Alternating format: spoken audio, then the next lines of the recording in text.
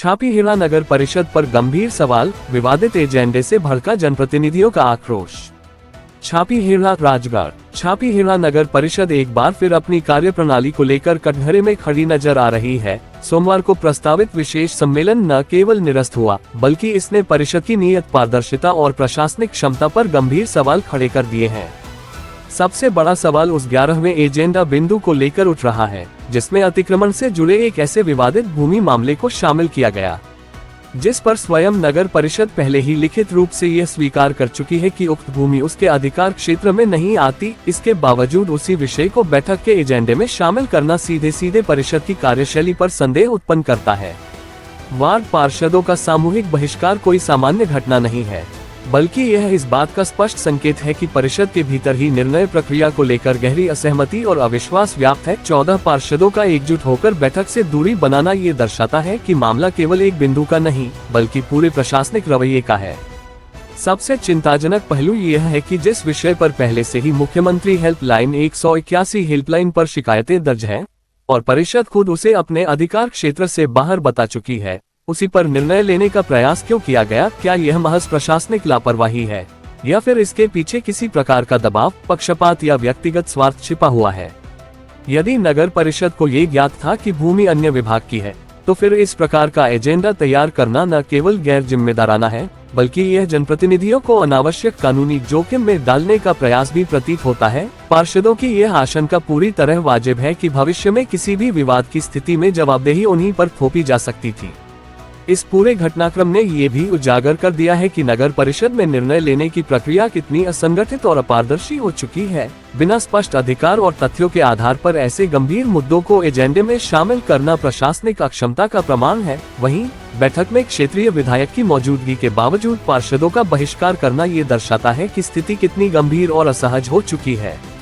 ये केवल एक बैठक का बहिष्कार नहीं, बल्कि परिषद के खिलाफ खुला विरोध और अविश्वास का संकेत है। अब सबसे बड़ा प्रश्न यह है कि आखिर नगर परिषद इस प्रकार के निर्णय किसके इशारे पर ले रही है? क्या किसी व्यक्ति विशेष को लाभ पहुंचाने के लिए नियमों को दरकिनार किया जा रहा है, या फिर परिषद प्रशासन पूरी तरह से नियंत्रण और जवाबदेही से बाहर हो चुका है?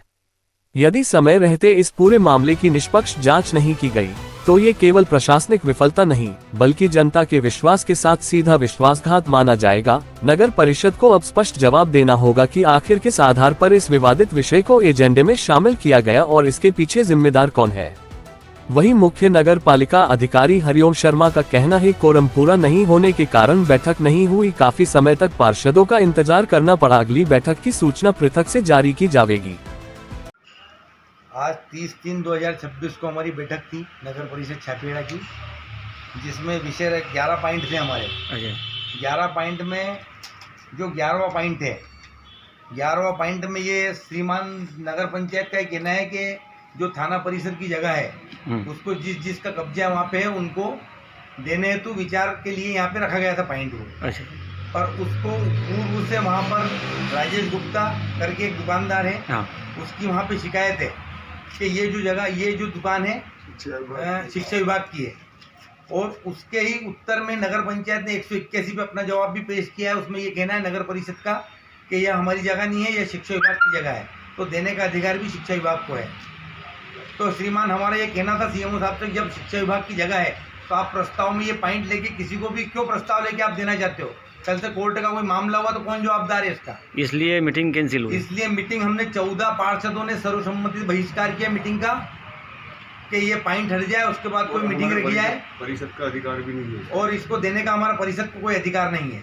ये कलेक्टर साहब और ये 14 पार्षदों ने सर्वसम्मति से इसका विरोध करके और इसको बर्खास्त किया है।